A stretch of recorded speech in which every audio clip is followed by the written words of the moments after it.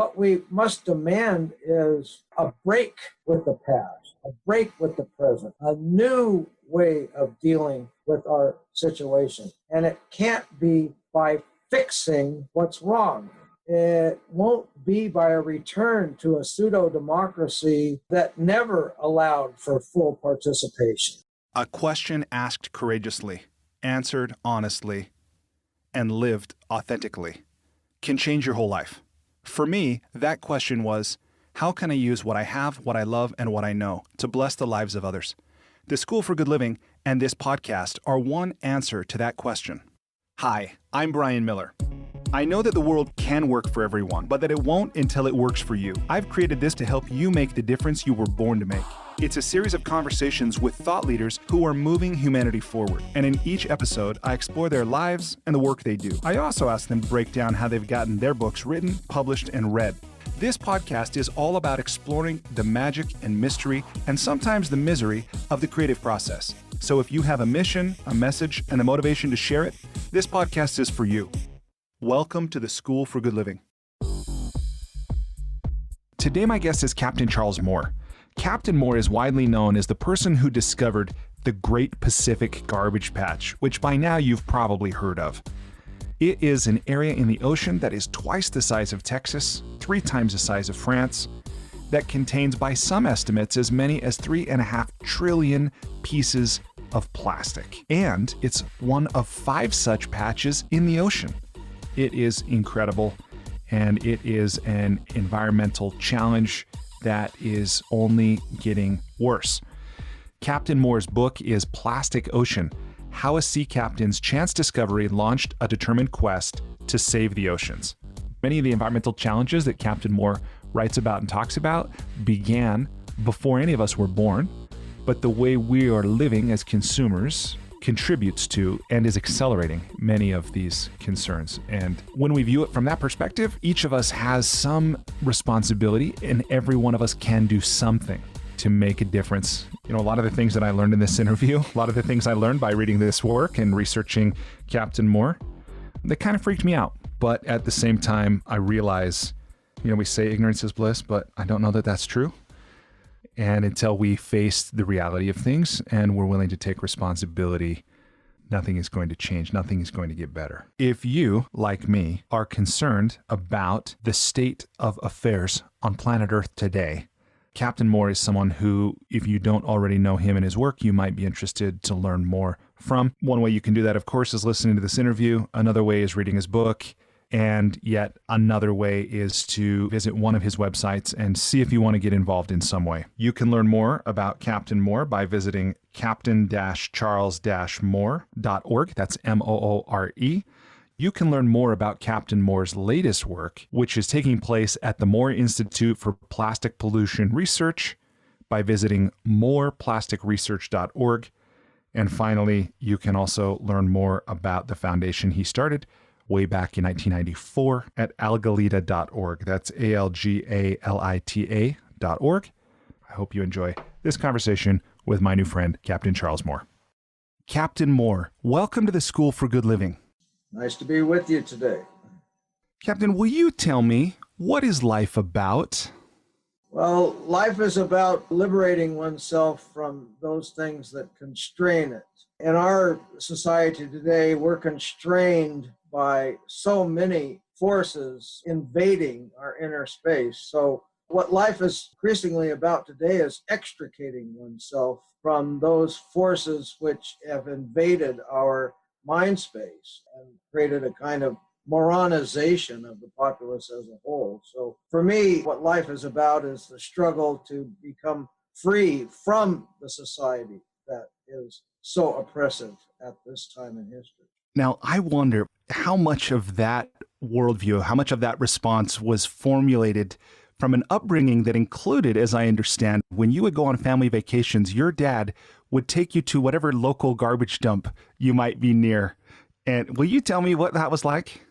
Well, not only on vacation, we visited the local garbage dump landfill near my home as well. And now it's been built on, and it is the most curvy, road in our town that has to constantly be redone because it's full of methane leaking into the homes. The homes have to have methane pumps to get rid of the gas that leaks out of the landfill. And the idea that somehow we're going to live on our trash is kind of mitigated by this, but that is what is happening. We are creating a world in which there's a little bit of space between landfills left. And so we're having to actually build on the landfills. It's a big problem, but this wasn't the focus of my parents' interest in it. It was more like an anthropological exercise in which we'd see what the people were throwing away, what kind of products were there, what was part of the civilization that we were visiting. You know, I remember especially the one in Kona, Hawaii that we went to when I first visited there. That was back in the day. I don't know, you can remember Art Linkletter, but he had a show about kids. It was kind of cute. And I remember seeing him at the Kona Inn in the pool they had built on the reef so that the waves would crash into the swimming pool. And I swam in the pool with Art Linkletter and walked down the street and saw Richard Boone Paladin in one of the bars. This is just a little kid cruising around, looking around. But we also, you know, while we visited Kona, Hawaii, we visited the dump and we saw what people throw. I don't have any specific memory of the items in the dump, but I do remember the visit. And I think that's why I put it in the book, is because I don't know that somebody visiting an island out in the middle of the Pacific like Hawaii that in the early 60s, late 50s was still a truly remote paradise. You had to get there by boat. A plane was a rare thing to fly to Hawaii in those days. So yeah, my parents always told me that I didn't have to be like other people, that you don't have to copy what everyone else is doing. You can be different. And that, I think, was one of the reasons why I am the way I am. That we were different as a family, and we like that. When you say you were different, and you say one of the reasons you are the way you are, how are you, and how is your family different? Well, I'm certainly a nonconformist, and I've been able to not only be different, but to be different in a way that I think presages a future world. So that the importance of being different is the importance of being able to see a new world, a better world. I think that's what life is about. And so just give you an example, I went to Will Rogers Junior High School. And Roundup Day was a day in which the students could wear anything they wanted. And it was sort of like Grub Day. But my friend Steve Ruckle and I, on Roundup Day, we would wear a three-piece suit and tie. What was that about? That was about being completely opposite of what everybody else was. So if everyone else had worn a three-piece suit, you would have come in your grubbies. But because they didn't, you did. Right. I was pulled aside at graduation roughly by the principal, grabbed around the neck, and told that if I came in my sandals, open-toed sandals, that I would be expelled. Sounds like a challenge. Yeah. And I know that also principal sent a team to tell my mother that they'd heard about a plan that we had to burn a peace sign in the field where the graduation ceremony was going to be held, and that we had better not do that. So did you... This was in the 60s. This was 1965. So this kind of, burning a peace sign in the 60s, that would have definitely been countercultural to the counterculture, right? But so did you end up wearing those open-toed sandals to graduation? Now, one of the ways that I've survived and made it to the ripe old age that I'm in right now is that I don't wait to be hunted to hide. I've been able to conform at the last minute, so to speak, in such a way that I prevented myself from truly having my freedom taken away. It's an adaptive quality. Survival in every species that's managed it maybe has that, right? Let me ask you this. So before we get into a discussion about Plastic Ocean, about your book, I understand that of all the random things you've found in the ocean, you've chosen to collect, of all things, umbrella handles. Is this true? And why? Yeah, and you have to make a choice because every consumer good that can float is going to be on the beaches and in the middle of the ocean. And I like the form of the umbrella handles, a pleasant curved form, and they stack nicely on a display table. A lot of my work at the beginning was dog and pony shows where you take all your stuff you found and show people so they get an idea of what the heck's going on out there. But toothbrushes also been something that I collected. So those are the two main items I showed in this dog and pony show, was the toothbrushes and the umbrella handles. And it's interesting because it takes a while for an umbrella handle to become disengaged from the umbrella. I would think so. The umbrella, being metal and fabric, would sink, and the handle would be the part that would float. But until that metal part would rust or become fragile or somehow get broken so that the handle could be liberated in order to float, means that that item has been throughout the water column. It's probably been at the bottom of the ocean and probably been in the midwater and then come to the top. And when I was in Tokyo, a lot of these umbrellas were the cheap oriental kind that are, and the Western Pacific, of course, is wetter than the Eastern Pacific. We're at the desert side of the ocean, and the Western side, the Asian side, is much more subject to moisture. And there's a lot of umbrellas, and when I was interviewed for Nightline, they came on the boat and asked me why there were so many toothbrushes in the ocean or why there's so many umbrella handles. And I said, well, they're throwaway items now. Umbrella might have been something that you would have for a lifetime in a previous era, where now you might just use it for one storm. It might break in the wind, and then you just get another one. Why? Because we manufacture now at such a rate items for popular consumption that the cost has come down to where footwear, toothbrushes, umbrella handles are so cheap that people don't preserve them. They don't hang on to them. And that's, I'm sure we'll get into talking about waste and the culture of waste. And waste is so important as a symbol of our peaking civilization. Yeah. But that idea that I'm going to have to collect something to show people just what's going on out there. Yeah, umbrella handles are easy to carry around and show, so are toothbrushes. And you get to see where they come from. I was walking in the streets of Tokyo and saw a broken umbrella lying on the street. I said, this is where they're coming from. They're washing down the gutters into the ocean and then decaying and then becoming part of the Great Pacific Garbage Patch. So, yeah, that's how I came to be interested in umbrella handles. Well, thank you for sharing that. And I understand you found all manner of things. In your book, you write pipes, blue plastic tarps, plastic sheeting, laundry baskets and crates, plastic foam floats, hollow plastic floats, once in a while glass floats, footwear, jerry cans, felt pens, golf balls, glue sticks, hard hats, toothbrushes, as you've said, coat hangers, TV cathode ray tubes, tools, camera and briefcases, fishing lures, hope, soap, bleach, condiment bottles, popsicle sticks, toys, sporting equipments, umbrella handles, bottle caps, light sticks, oyster spacers, lighters, hangfish traps, balloons, a plastic knife scabbard, a Japanese traffic cone, plastic chair parts, and a one-of-a-kind find, a washlet seat, a Japanese version of a bidet. So all manner of things. And obviously this speaks to, I think, one, the volume of material in the ocean, two, the time you've spent on the ocean and studying it. But I wonder, let's turn the discussion now, because I realize here we are about 10 minutes in. We haven't yet spoken about your background, the book you've written. So let me start maybe with you as a human being. If I may ask you, I know this is maybe one of the hardest questions we're ever presented with answering, but who are you? Well, I'm an example of what can happen when a person is allowed to grow up in an environment of freedom to develop. Because certainly I was not programmed for a career.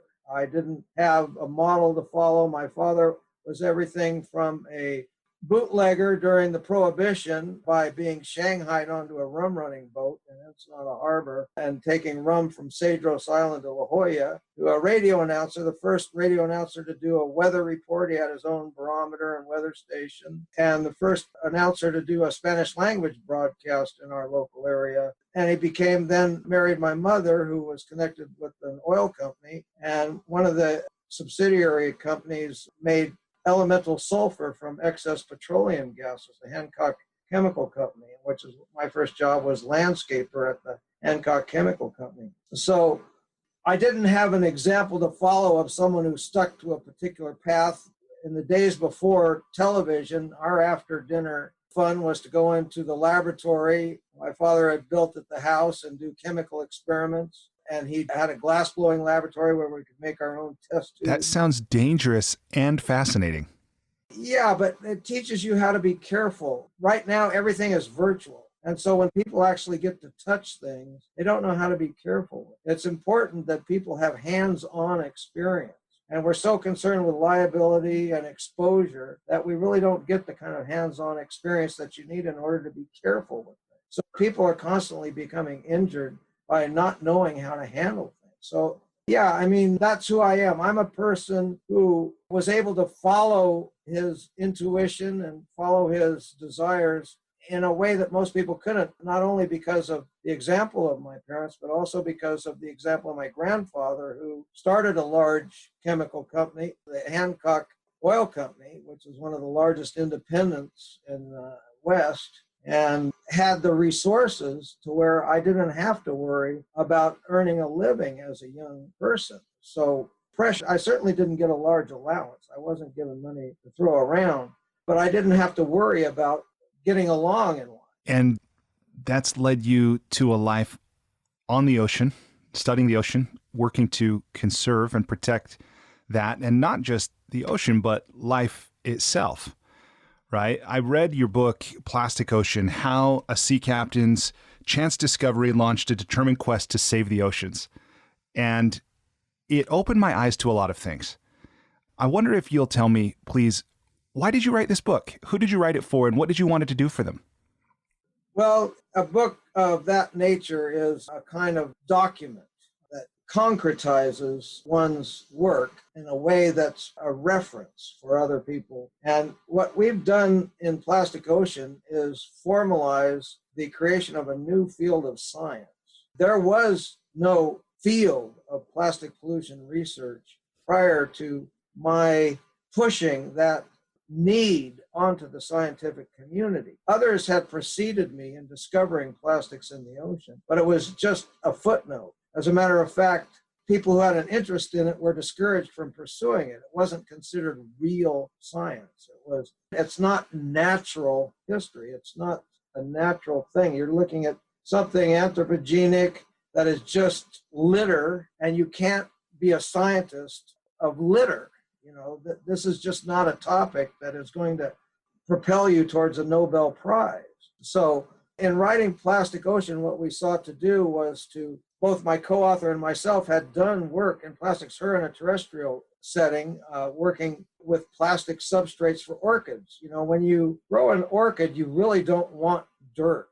Dirt has organisms in it, and orchids are very fragile. So what you want is a sterile medium. It's mostly an air growing plant, and you don't need to suck nutrients out of the soil for an orchid. You just need some place for it to sit in. And so she had gotten a grant from the USDA to experiment with different plastics, waste plastics, as a substrate for orchids. And what she found out was, to her surprise, that plastics are not inert. So another reason for writing the book was to demonstrate that because we are part of the plastic age, that we touch plastic. As a matter of fact, what I've said is, next to sleep, the most common activity that consumes our time is unwrapping things wrapped in plastic. That's what we do most of the day. Yeah, well, and on that point, by the way, if I may just jump in, I wish that was one of the things that blew my mind, is that the packaging industry is the third largest industry in the world, as you write, after energy and food.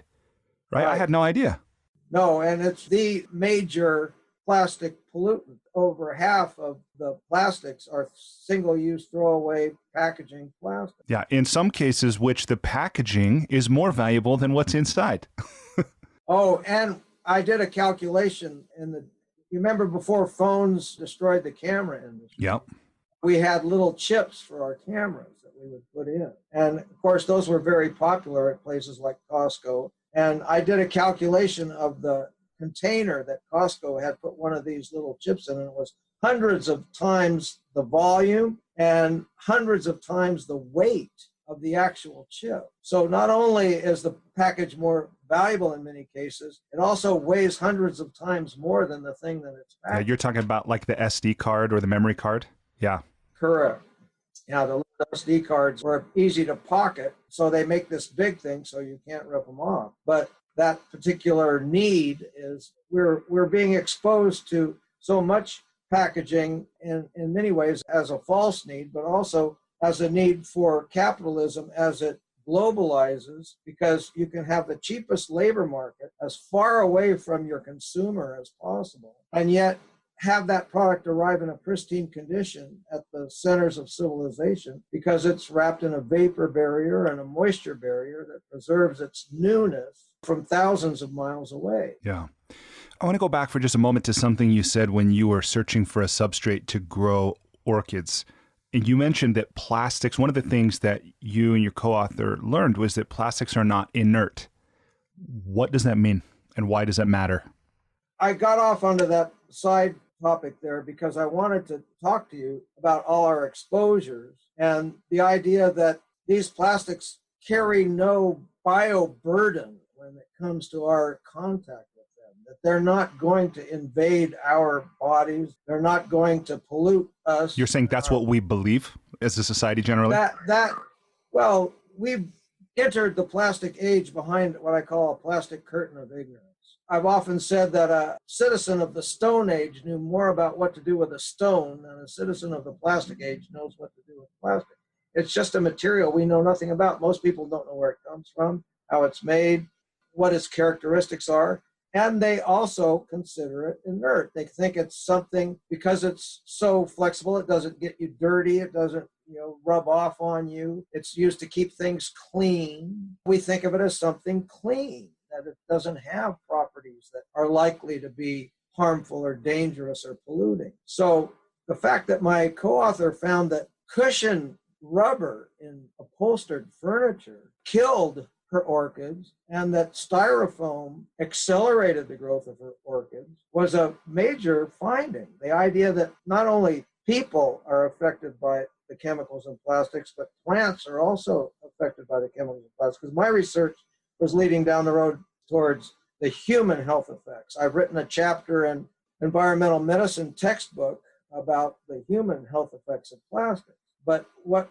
we now know is that it's not simply higher level organisms that are affected by plastics, but at the level of the plant, there's also physiological effects. So this book was to be able to break through that plastic curtain of ignorance with the information about how plastics are affecting the biosphere, how they affect us, they affect plants. We now know that they're affecting all systems. My latest paper was Invasion of the Biosphere by Synthetic Polymers, published in the official journal of the Chinese Society of Oceanography to get their attention. And what we now know is that there's no organism on the planet that is not affected by plastics, that it's the first item to precipitate out of the atmosphere on new volcanic islands. What used to be spiders, spider webs would be wafted into the upper atmosphere by wind currents. They'd be carried by the jet stream and precipitated out on new volcanic islands. And so the first creatures that scientists would find on new volcanic islands were spiders.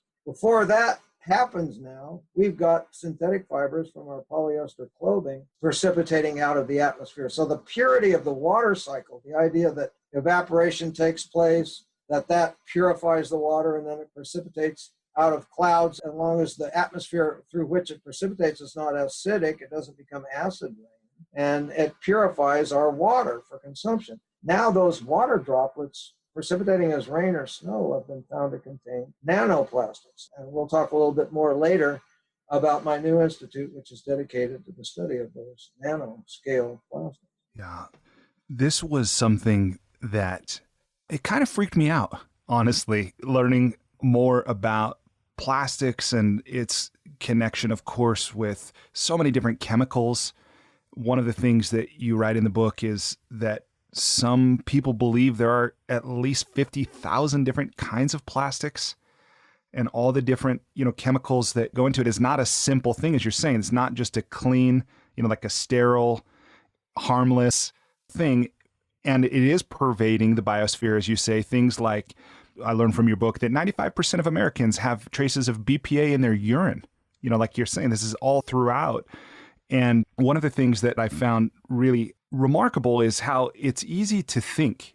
And I'm thinking now of Abby, my 16-year-old who has an interest in science and, as I understand it, like a pretty grim view of the future, which I think is pretty common for youth today, many people today. And quite accurate, I might add. Yeah, as we're headed, right? And so I think it's easy. I'm just doing my best to remember my own youth, that to be born into a place and a time and to see things as they are as best I can and kind of think they've always been this way or they will always be this way, and to forget, no, there was a time. I mean, yeah, we know there was a time before plastic. There was a time before human beings. I mean, we get that intellectually, but to understand that there are some factors and forces that led to this and that hold it in place. And you talk about a Time magazine article back in 1955 that was one of these turning points probably in our society, right? Will you talk a little bit about like how did we get to a place where it's believed that, plastic is this wonderful thing because of how sterile, how convenient, how cheap it is? How did we get here? And then I want to talk about your institute, and I want to talk about what each of us can do to create a better future. Well, the article you're talking about was called Throwaway Living. That's crazy that that's the title. Yeah. Throwaway Living was a seminal piece with an iconic photograph by Peter Stackpole of a family, a nuclear family, the father, the mother, and I forget if it was the daughter or the son, but they were standing by a waste bin and throwing disposable items into the air around them, so that you saw this photograph of all these things, disposables, floating in the air and the trash can overflowing. And the article's thesis was, this is post-World War II, this is part of the peace dividend, when women were getting washing machines and everything was becoming more convenient, that she no longer needed to even load the washing machine. That was too much of a chore. She could just throw the dishes away. This was a new liberation of the housewife. That was the thesis of the article, was to liberate. It was actually I consider it a women's lib article, because the concept was that the housewife would be liberated and have more time to spend on her family rather than just doing the chores around the house if she would adopt the throwaway lifestyle. And of course, that must have been highly desirable concept for the overburdened housewife, who was expected to do the dishes every night and to restack them and to prepare the meals. And this nuclear family concept, which is still fondly memorialized by certain members of our political establishment, even though it's long since disappeared for the most part, this concept of throwaway living and the liberation of the mother so that she could be a more conscious part of the nuclear family and devote more of her time to her children and her husband, in ways other than just doing the chores around the house. This propelled the creation of the TV dinner. Now, we had, in my youth, TV trays. They were special trays that snapped together that you put a TV dinner on. A TV dinner was an aluminum tray that you put in the oven that had 3 compartments, generally 3, could have more or less, but it would have the main course, which might be some slovenly sliced turkey and gravy in one compartment, some mashed potatoes in one compartment, and some corn on the cob, taken off the cob in the other compartment. And you would unwrap this aluminum cover and put it on your TV tray and have dinner sitting in front of the television. And this concept of convenience has grown now beyond all bounds, beyond any of us could have imagined. The throwaway now is walking down the street. It's no longer the TV dinner set on a tray watching the TV. It's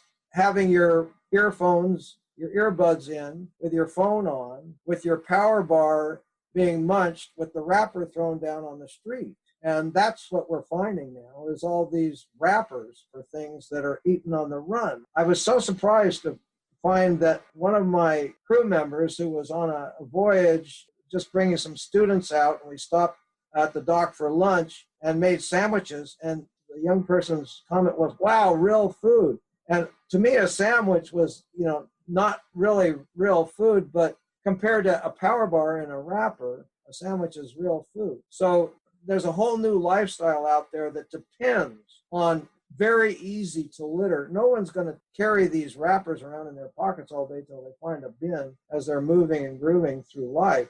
So this is showing up everywhere now. And that Life magazine article, which, in those days we didn't get our social mores from television like we do today. Our social mores were communicated through print material like Life magazine, Time, U.S. News and World Report, a lot of magazines that no longer exist. And that article in 1955, so it would have been, a decade after the end of the war, was the peace dividend, in a way, from the prosperity we enjoyed as a society after concluding that episode in our history.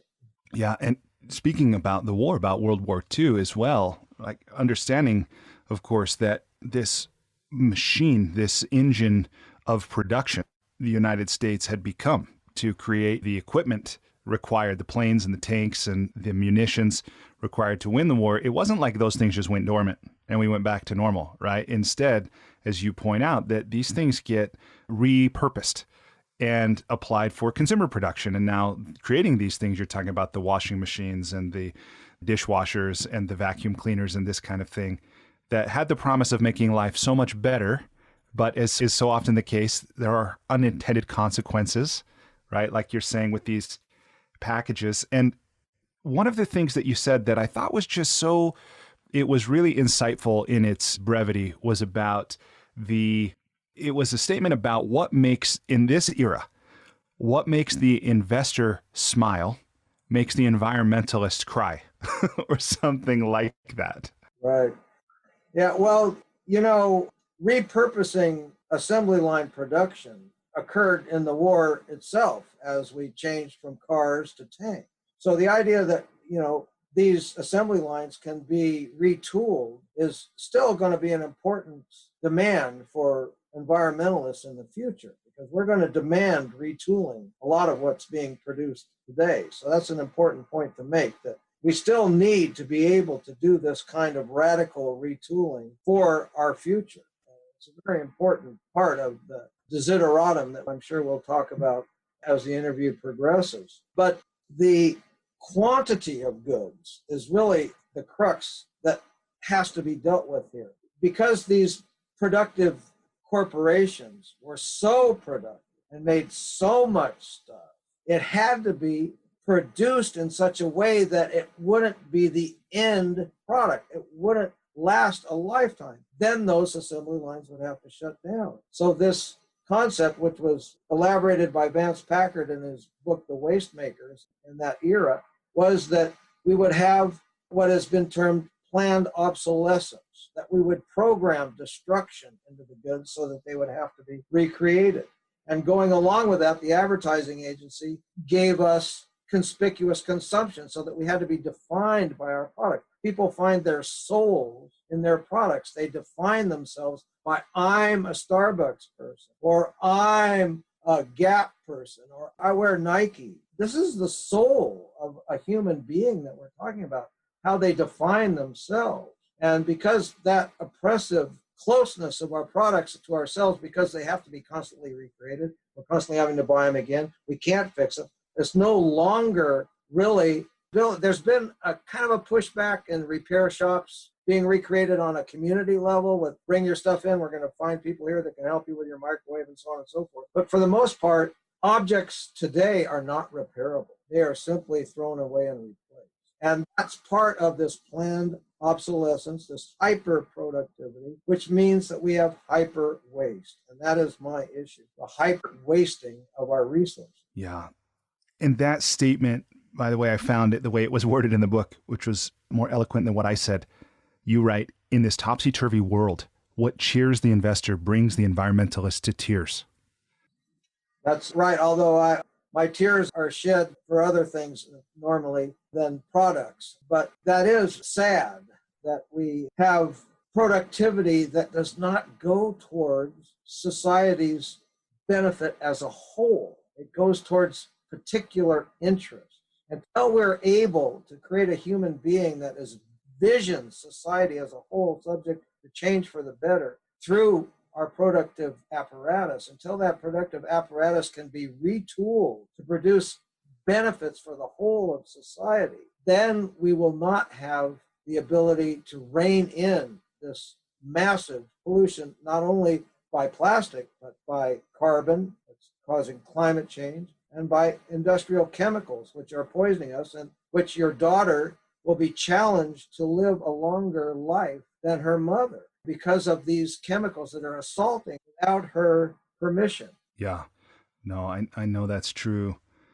And you also point out in the book that we are faced with a fundamental contradiction, that the economic system that has brought us fabulous wealth and unprecedented growth can't give us, as a basic return on our investment of lives, labor, and loyalty, a healthy planet.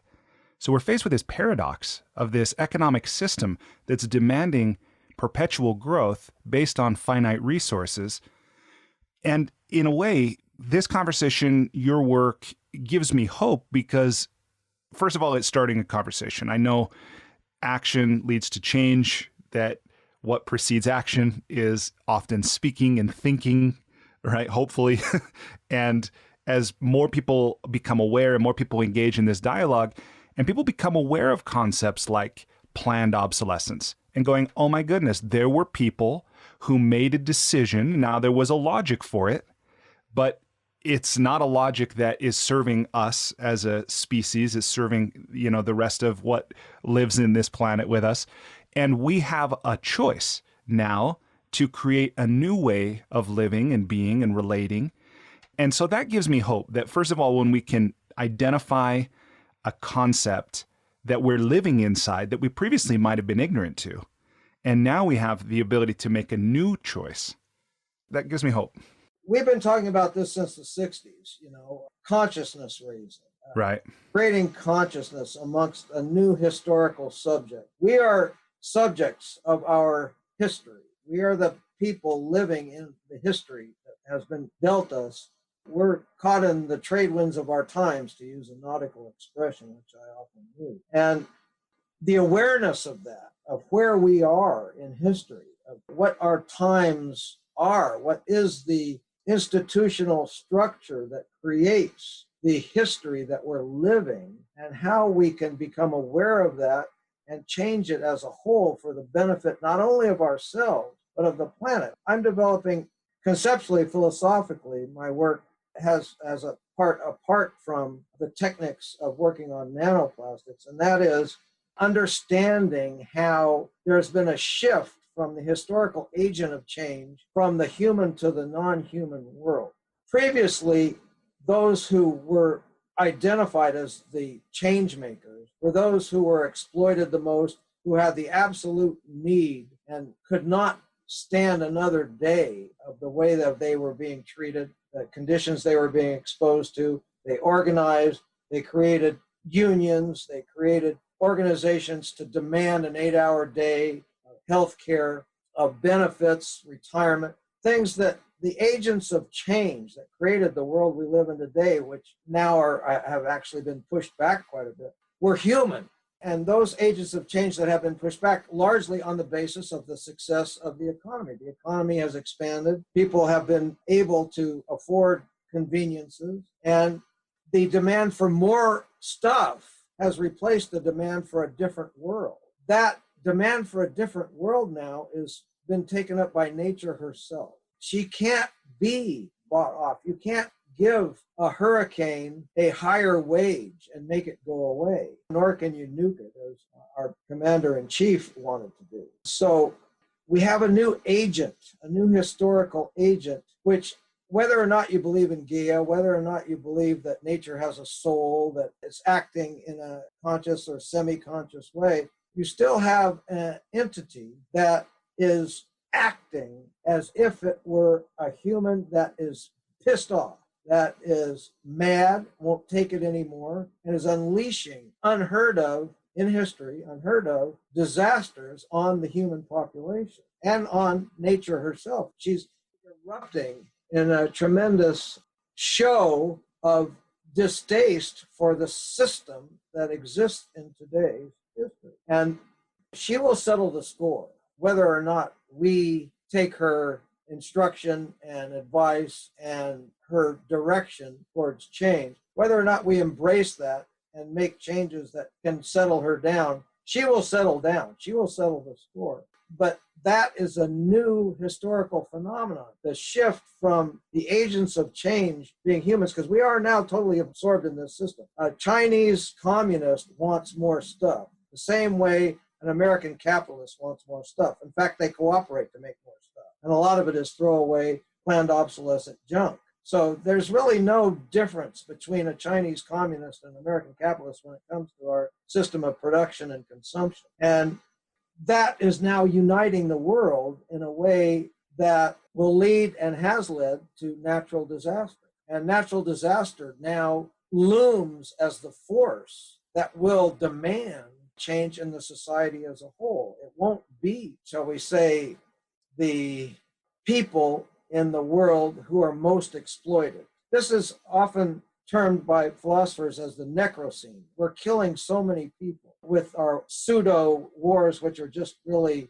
product testing exercises. We're killing people through the neglect. The population is such that life doesn't matter anymore. When I was a child, if a person died, it was a big deal. Front page in the newspaper, there was a death in your town. Now, the deaths are massive and everywhere and every day. So some philosophers have called our era the necrocene for the amount of death that's going on. That's pretty grim. That will accelerate with nature's own rebellion against our status quo. So the consciousness that we're talking about raising, that you and I are having a discussion about now that has animated your life's work, is indeed the most important thing we can do at the present time, is to bring that awareness that we have a whole system that is now worldwide that cannot go on. It's peaked. It's brought us those benefits to society, as you quoted from the book, that were unheard of, and yet has brought, if not us, has brought Mother Nature to tears.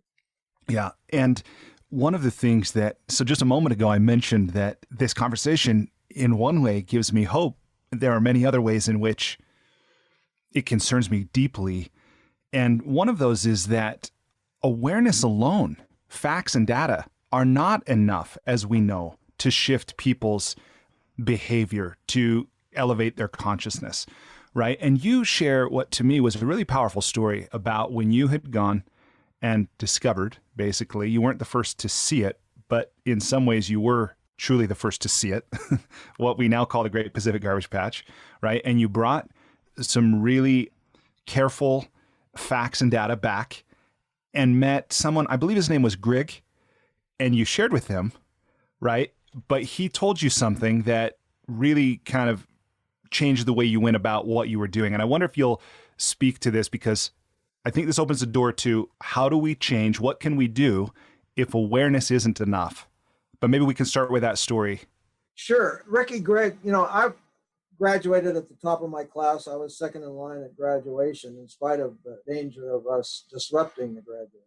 So you did graduate with those open toe sandals? I could have gone to Harvard. I could have gone anywhere I wanted. But there's no surf in Harvard. There's surf in San Diego. So I went to UC San Diego, and that's right next to Scripps Institution of Oceanography. And one of the heroes there was Ricky Grigg. He was a surfer. I actually saw him there in the Graduate Students Union, and he surfed out there at La Jolla Shores. And he was the first surfer scientist to go and live in an underwater environment. They built a habitat at Scripps underwater, offshore there. This is Sea Lab? It was kind of a Sea Lab thing, and he lived there for a period of time. And so he was a PhD and someone as a surfer that I could respect. And so when I made this discovery, I thought he'd want to know about it. So I knew he was attending a conference at Scripps on how Scripps developed out of Navy research, with most oceanographic institutes, including Woods Hole, are really deeply connected to the Navy and warfare. But they were honoring all these luminaries in the oceanographic field at Scripps, and he was one of them. And so during a break, I took him my data, and he was totally unimpressed and said, just because there's a lot of plastic out there doesn't make any difference. You've got to show harm. No one's going to care at the UN if you show them that there's a bunch of plastic in the ocean. You've got to show it's doing some damage. You've got to show harm. And so that was a revelation to me that someone who I could respect, who was a PhD, who was also a surfer, couldn't be awoken by the data itself. And we talked about that too.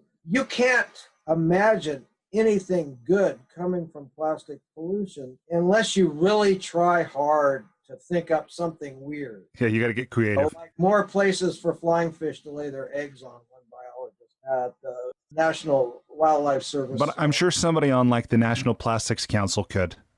Yeah. Oh, yeah. Or they'll seize upon anyone one that will come up with anything that they like. But data itself does provide insight into what's happening. And it does raise an alarm. And for scientists to step back from their responsibility as human beings and say, no, we're just looking at the data, we'll leave the policy to the expert. That's no longer the case. Science, on the basis of its own accomplishments, is now changing from only about the is to the ought. Is what is happening implies what ought to happen. When we see massive pollution, we ought to do something about it. The is no longer separated from the ought, even in science. Most papers now, when you read a scientific paper, talk about what ought to be done to deal with these problems that they're elucidating in their paper. So that science, based on its own accomplishments, is coming into a moral position that it didn't have in the past, or that it tried to avoid, or it tried to push back against getting values in science, this idea of a value-free science, which was never truly valid. Scientists always had values and always pursued things that mattered to them and mattered to their funders and the people that supported their research. So there's no such, never was value-free science, but now, based on its own accomplishments, science is coming to the realization that its work does contain an ought, that things need to happen. And that's why climate change scientists like Hansen, who I know, I've ridden on a bus with him in Amsterdam when we lectured at the Club of Rome, they're giving up on data only as a way to deal with problems. They're speaking out. They're writing letters. You've got all these medical doctors now writing a letter about how to deal with the COVID virus. You've got climate scientists writing letters and making manifestos. You've got folks in my field dealing with the bisphenol A, writing manifestos about BPA and other chemicals involved with the plastics. So the ought that was divorced from the is in science has now sort of come back to haunt it and make scientists feel somewhat guilty if they don't address solutions to problems. Yeah. You know, for my part, I'm glad to know of the shift because I know that none of us is free from bias, even when we do our best to. So to actively embrace that, the responsibility inherent in learning something, making an observation, right? And part of in that story that you just mentioned about sharing what you had learned when you discovered this Great Pacific Garbage Patch with Mr. Grigg is that it's probably understated about the severity with which, you know, the ocean is polluted is really distressing to me personally. And I realize maybe it was some of the way you said these things about, you know, here's probably our most pristine environment on the planet being polluted by what we value least. And there's some kind of cosmic paradox in that again, I think makes sense. But other things that you included that I didn't know before about, you know, that I'd never heard it described that the ocean is the womb of life, really on Earth at least, right? And this idea that all of the landmass of the Earth could fit in the Pacific Ocean alone. And further, the idea that the ocean belongs to all of us. That literally, I don't know how you worded it, and if I understand that correctly, because I understand offshore nations have 200 miles out, but beyond that, the ocean truly belongs to everyone and no one.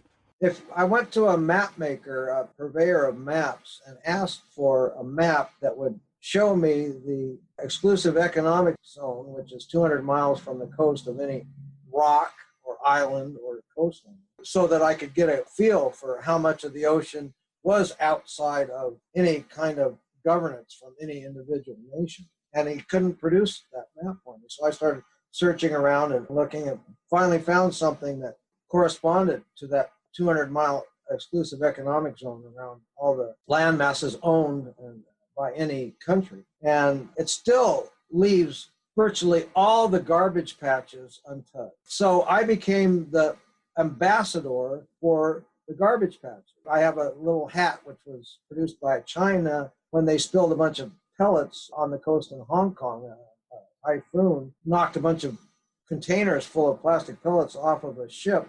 Whose captain made a bad decision to sail during a typhoon. And they covered the beaches in Hong Kong. And so China Plast, that makes the biggest plastic pellet manufacturer in China, bought vacuum cleaners and sifters and gave a little hat that said Marine Ambassador on it. And I was there when the cleanup was going on, and I took one of those hats.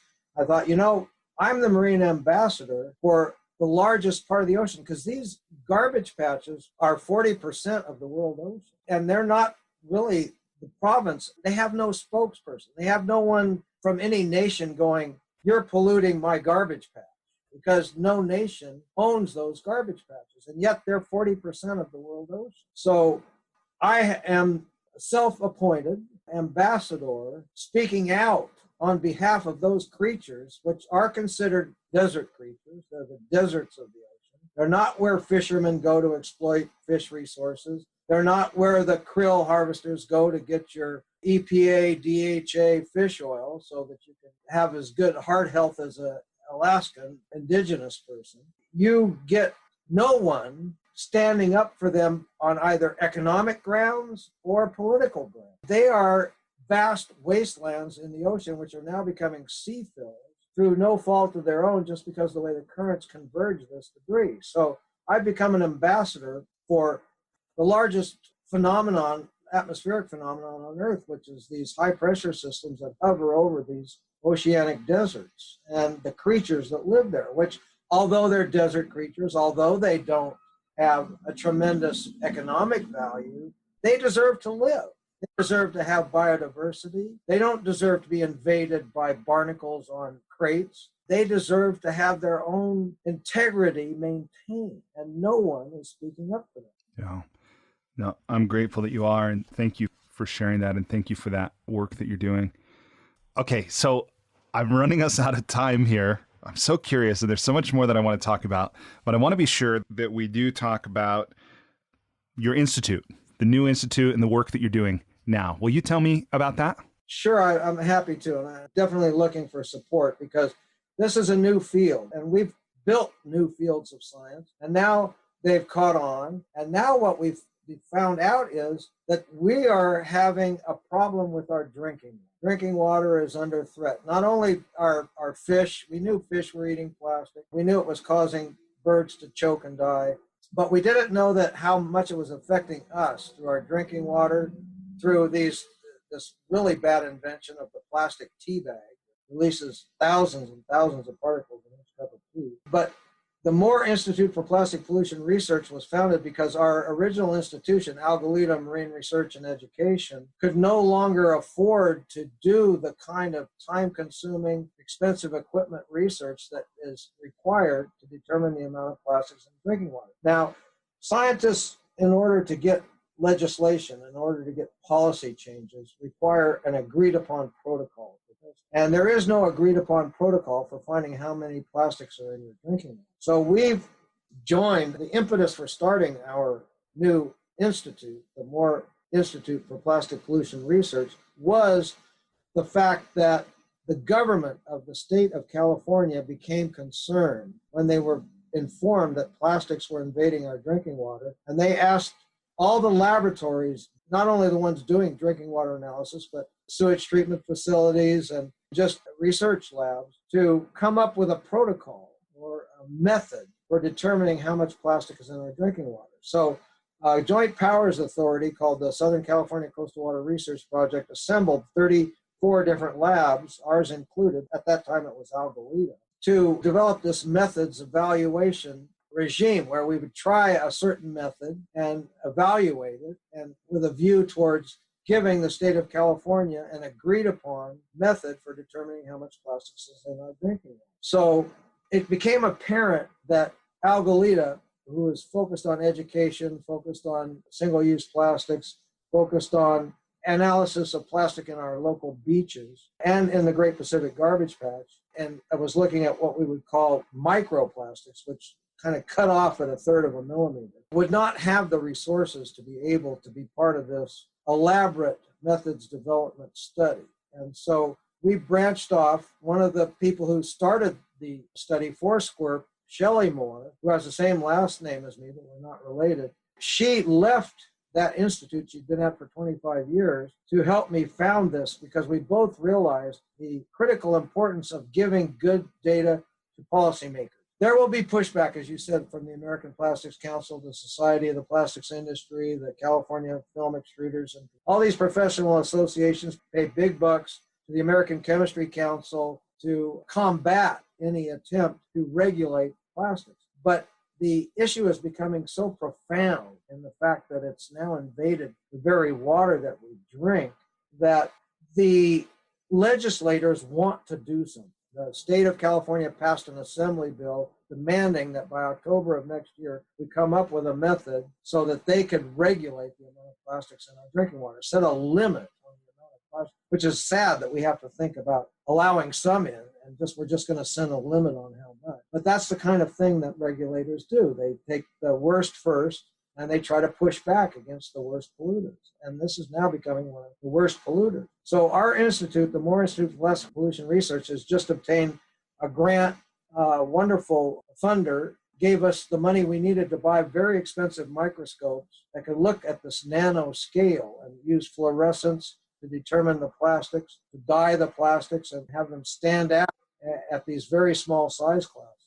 So we're involved now. The director of the study has just written us and said that coronavirus has retarded their date for delivery of the product of our research. So that gives us a little more time, which is good since we're setting up a lab now. We're just hopefully today going to be delivered our fume hood, which allows us to do extraction of fish tissue under a vacuum so that any toxic gases that come off are filtered through a carbon filter. And those expenses are high, and this research is not feel-good research. There's folks working with whales that need to have work done with whales. There's folks working with albatross. We need to have work done with albatross. There's folks working with climate change. We need to have work done with climate change. But plastic pollution is kind of the poor stepchild of all these other movements which yield a kind of feel-good result. Our results are just tentative and so far not produced a feel-good kind of result that,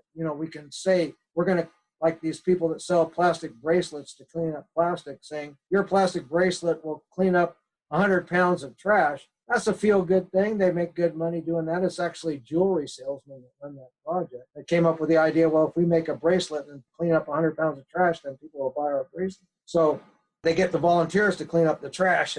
But yeah, the Moore Institute for Plastic Pollution Research has a wonderful small demonstration lab now, the size that we can have 3 or 4 scientists that work in there. But eventually our goal is to have this be something that we do worldwide. Activists, citizen science, I come from a citizen science background, and the Surfrider Foundation's Blue Water Task Force, where we looked at bacterial contamination. Now we're looking at plastic pollution, and we want to do that worldwide. We want to have the ability to have a citizen scientist send us a sample of their air, a sample of their water, and have us look at it, and then they go to their legislators. Because plastic pollution is not a point source problem. You don't find the bad guy and fix it. Every one of us, through our clothing, through the stuff that we consume, is part of the problem. And the solution will be a world historical revolution in the consciousness of the individual to stop polluting with plastic. And that consciousness can only happen when we have this data and have this information widely spread.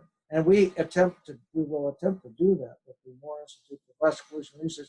Reach out to citizen scientists around the world so that they can present their legislators with the data they need to make change happen. And of course, as you and I are both aware, we raise the consciousness of those who are dealing with matters of import. Yeah. I'm grateful that you're doing this work, and I know that policy and legislation are ultimately going to be an essential part of this.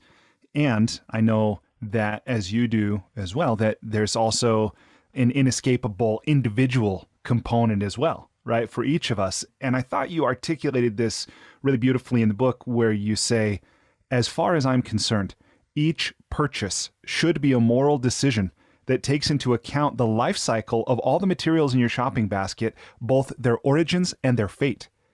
So really looking with this awareness, even when we buy something, how is it sourced as best we can tell?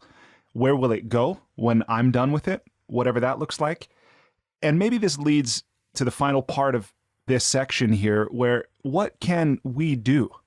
That's one thing we can do. We can become more conscious consumers. I hate the fact, that we even call ourselves consumers, or we're called consumers. Well, we all have to consume. You had breakfast. I know that for a fact.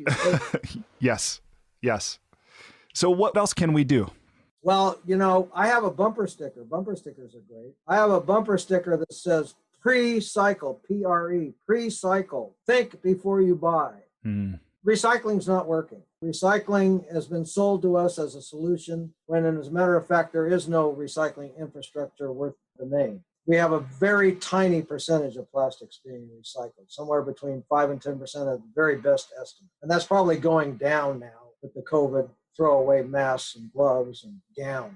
So we have a situation in which we, as individuals, are being asked to solve a social problem. And we can't do that alone. We have to change institutions, and we have to do it with a view towards saving ourselves. So the feel good in this movement is the feel good of being a conscious consumer. The feel good is why we have a bring your own shop in our office at Algalita, where people come and refill jars that they bring in with their soaps, their shampoos, their toothpaste, their products that are refillable, so they don't have to constantly have a throwaway container that every time they purchase a product has no end game. We want an end game for everything. We want a circular economy. We want a steady state economy. We talked earlier about growth. The answer to growth is steady state. What does steady state mean? It means that you have unlimited creativity within a steady state, within a circular economy that has as its limits the natural materials that we work with. We're throwing away millions of dollars worth of precious metals every time we throw away our electronic waste. The people around the world are getting new phones, getting new computers, and those old ones are not being recycled. And instead, blood mines are mining not just gold, but rare earths, where children are forced labor for our computers and our phones. We can't continue to accept that situation. We need to mine our landfills. We need to bring back those resources. The true, as I've often said, the true innovators, the heroes of the economy, will be those who develop new ways for extracting materials from our waste. I speak to the Society of the Plastics Industry, to the California Film Extruders and Converters Association. When I speak to them, I ask anybody who business in the plastics field is recycling to raise their hand, and no hands go. There is no, I said, you need to elevate these people. You need to give free membership to your organization to recyclers. You need to elevate these people on a pedestal.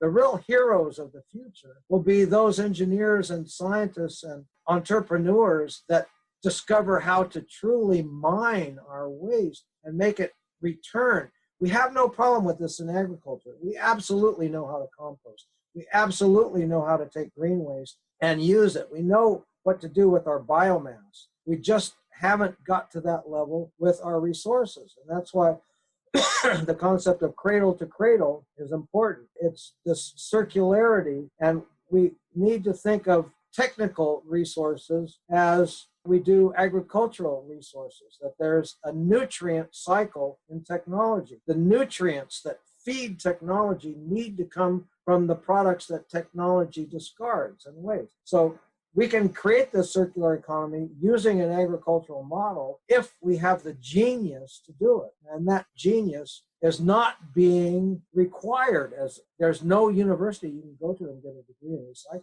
There's no academic path towards the geniuses being built by our educational system that will mine our technological resources and create the new compost, the technological compost that will feed our industrial capability. That's the desideratum. Yeah. Well, thank you for sharing that. The last thing that I want to ask in this section here, and then if there's anything else you feel is important to cover that we haven't, I definitely want to make time for that. But I want to ask you specifically about extended producer responsibility. And that was not a term that I was familiar with prior to reading your book. But again, it's one of these things that gives me hope, where here's a concept that many people might have previously been ignorant to or ignorant of.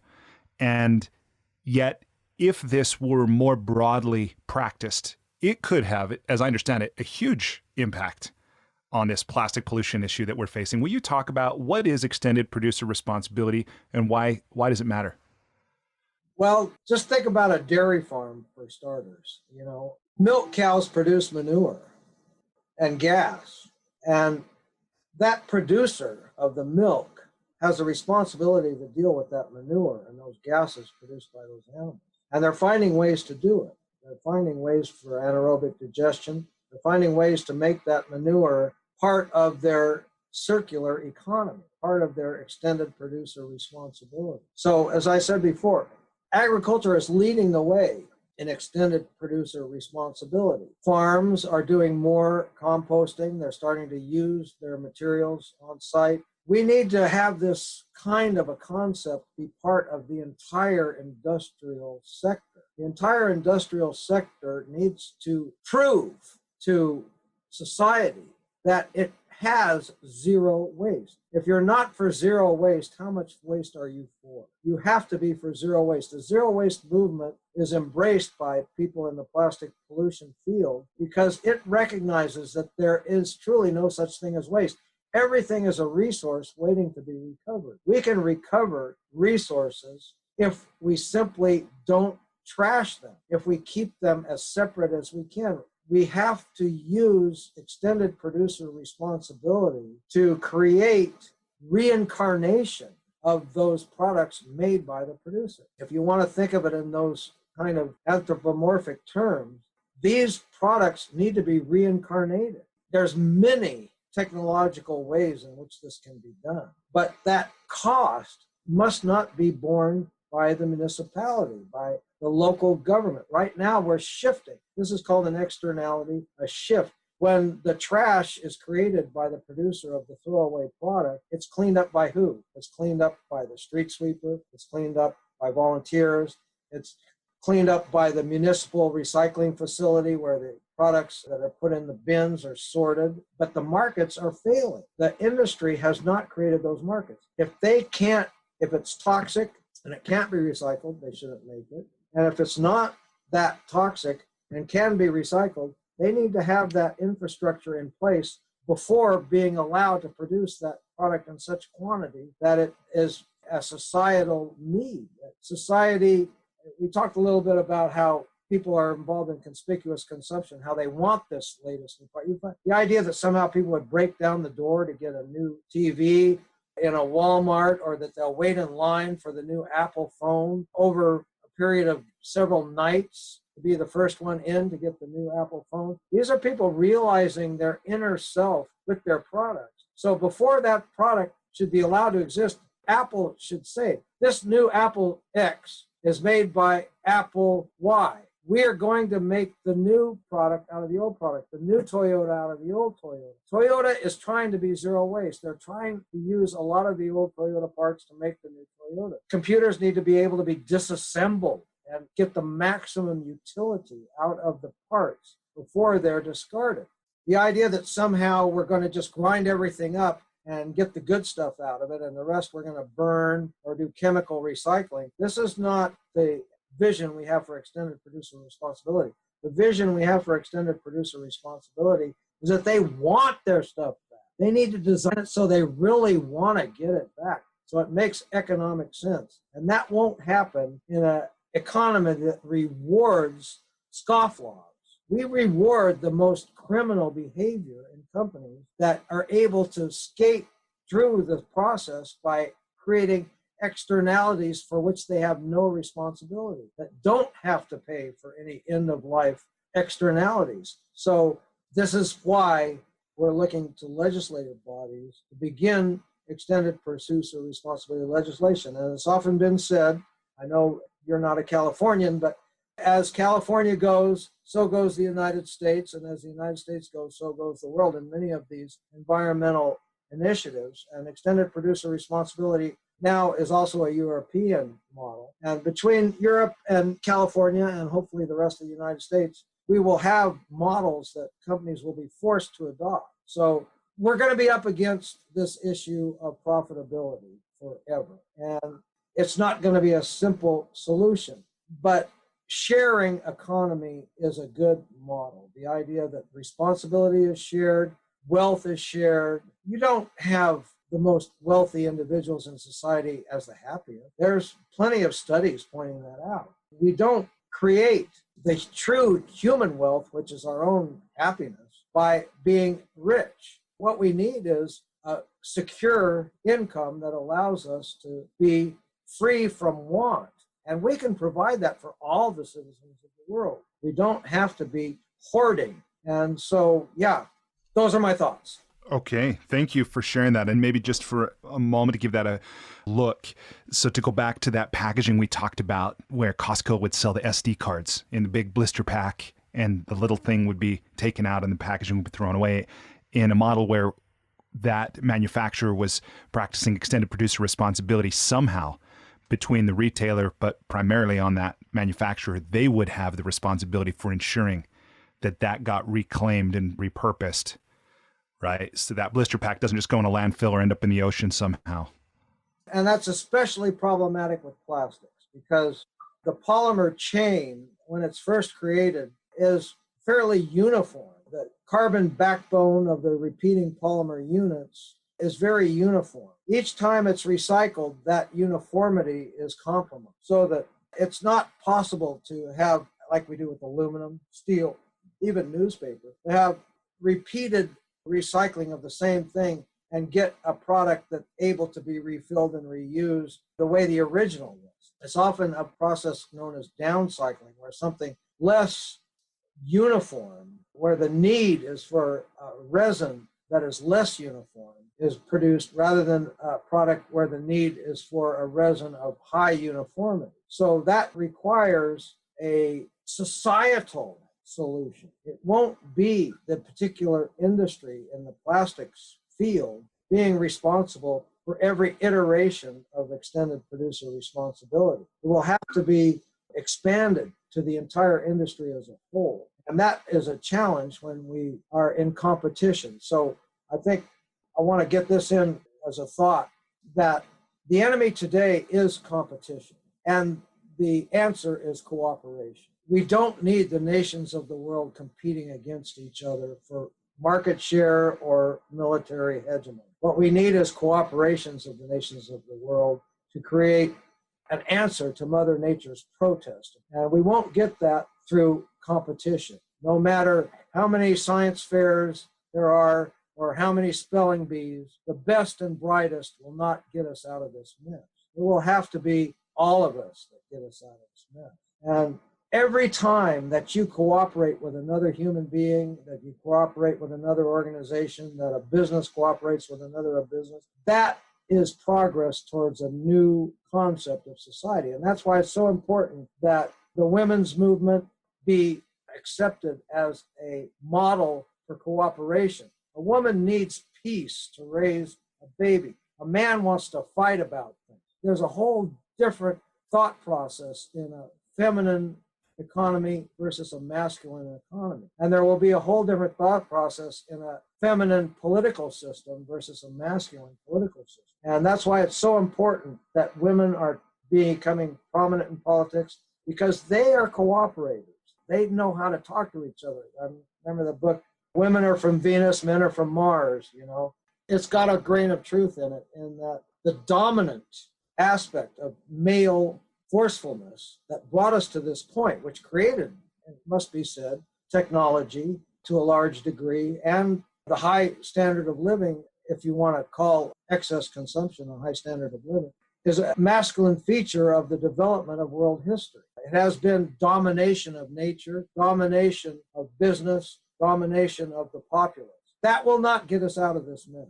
The male principle has reached its zenith with our current political leadership. And I believe it is the last gasp of the male principle as a leadership model. And that is what gives me hope, is that we're seeing a lack of desire to be macho among young men. Young men today just don't impress me as being tough. And I think that is a sign for hope. Yeah. Captain Moore, I know we're at the time that I had mentioned we would record for, and I understand you have other commitments this afternoon. I'm wondering if you would be willing to go a little longer for some questions, maybe 20 minutes. Yeah, no, my time is good. I don't have anything for the next hour or so. Awesome. Well, thank you. Well, let me ask this before we transition to the enlightening lightning round. 2 questions. Is there anything, I know we've covered a lot, but is there anything we haven't covered that you want to? And then the other question that I have, just to kind of set them up, is, are you optimistic, or what's your orientation toward the future? Yeah, well, let's combine those two into one, because what I'd like to talk about more is this concept of needing a positive end. Every interview that I do, the interviewer wants to be positive at the end. They're afraid of leaving the audience depressed and in a hopeless state, because hopelessness leads to inaction, and we all know that action is important. But the ability to be critical is what has been lost in our current situation. The criticisms that we find are all criticisms that revolve around tweaking the status quo. They're not criticisms of the system as a whole. And until we have the ability to see this system as a point in history, as a system subject to change, as a whole dynamic way of living that can be changed towards a pacification of existence. We are struggling now. It's constant struggle. Life is a constant struggle for everyone these days. Even the rich have the struggle to maintain their wealth. So this constant struggle is not leading towards a pacification of existence. It's leading towards increased paranoia. It's leading towards purchasing of weapons. It's leading towards organizing for survival. It's leading towards a ability to live with abundance and at the same time great fear of want. So we have these contradictions that are not susceptible to a positive spin. There is no positive spin for the situation we find ourselves in today. The situation we find ourselves in today is one in which things are getting worse fast. Not only have we accelerated our ability to produce things, we've accelerated our ability to destroy. And that's why I mentioned the term necrocene. We're not only destroying human life, we're destroying all life on the planet. And there is no way to spin that in an optimistic direction.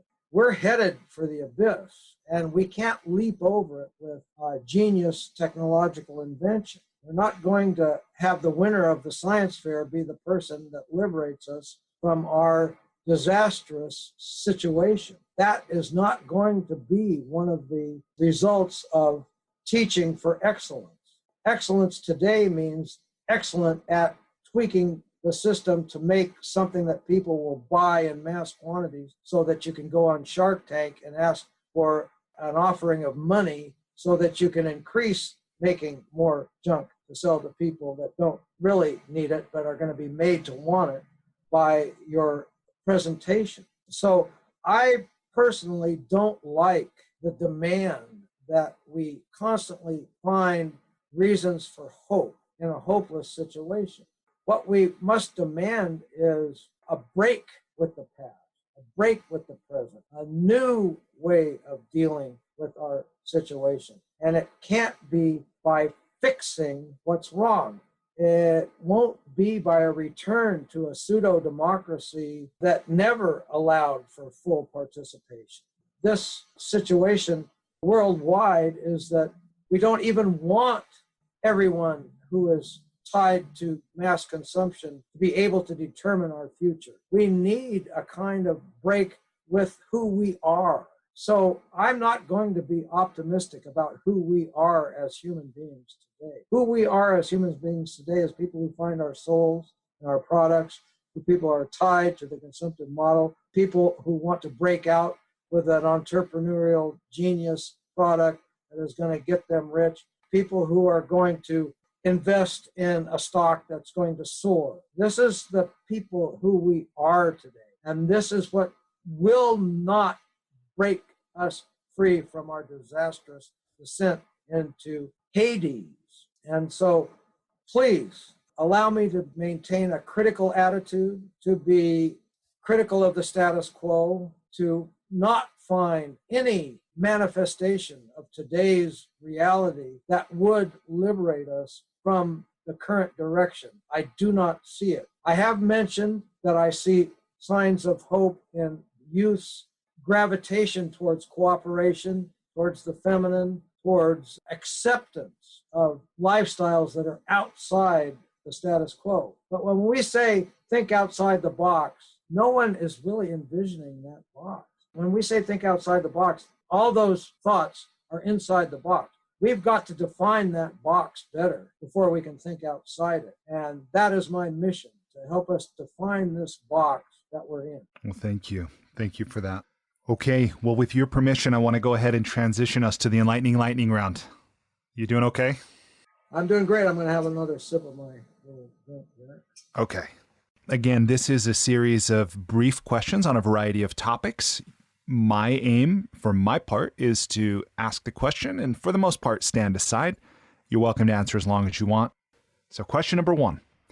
Please complete the following sentence with something other than a box of chocolates. Life is like a... Life is like a smorgasbord of opportunities that were presented and from which we can choose. We have more choice today than ever before in history. We have more options than ever before in history. Our horizon is unlimited. So life is the crisis of fear of choosing something that will make you stuck. And that's why I think it is important to affirm that it's not likely that any person today will have the same job throughout their entire life. That it's a good thing that you can be in politics and be an actor, or be in waste management and be a scientist, or be a sailor and be a philosopher and a scientist and an educator. We need changeability of our functions within this society. And so life gives us this opportunity. Life today offers us many different options. What we need to do is fund it, because kids are constantly being told, follow your dreams, go with your passion. Well, you don't know what your passion is when you're 18 years old. You're being pushed into a passion. You're being forced to say, my passion is mathematics, or my passion is the ocean. My parents used to tell me, the kid don't know what he wants. The kids don't know what they want. But that's a good thing. That's a good thing. And they'll only know what they want when they have the freedom to be exposed to all these infinite smorgasbord of opportunities, many of them wonderful. What we need is to have that guaranteed income, that guaranteed sustenance that allows people to find what they really want to do. Like universal basic income. I certainly supported Andrew Yang's concept. I think he was the youngest thinking of all the presidential candidates, although I like the woman who was all about love too. Yeah, me too. Okay, thank you for that. Question number 2. Here I'm borrowing Peter Thiel's famous question, what important truth do very few people agree with you on? Very few people agree with me on the fact that facts in themselves contain values. You know, we had a problem with one of our presidents who was an attorney with the city involved in environmental law enforcement.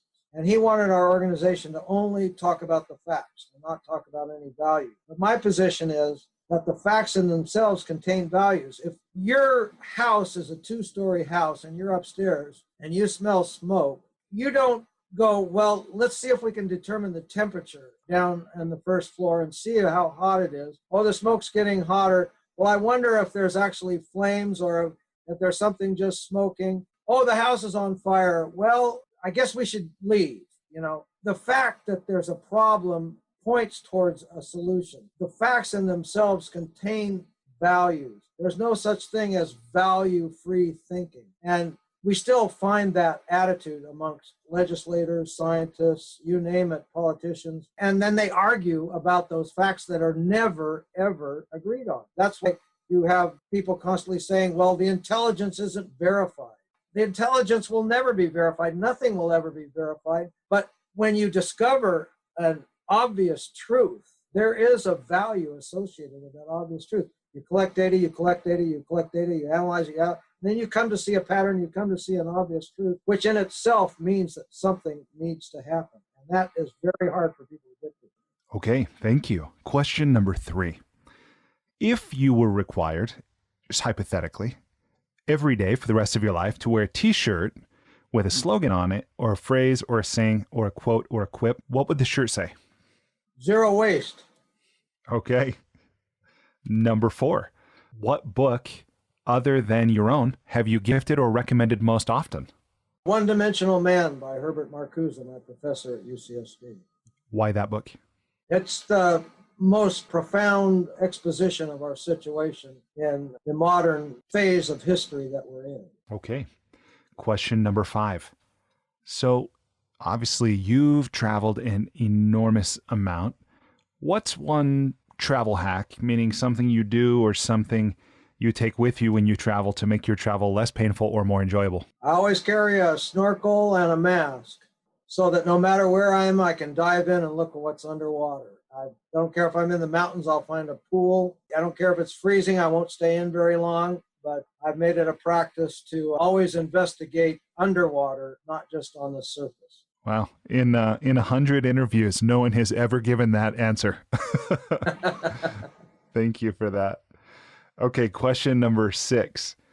What's one thing you've started or stopped doing in order to live or age well?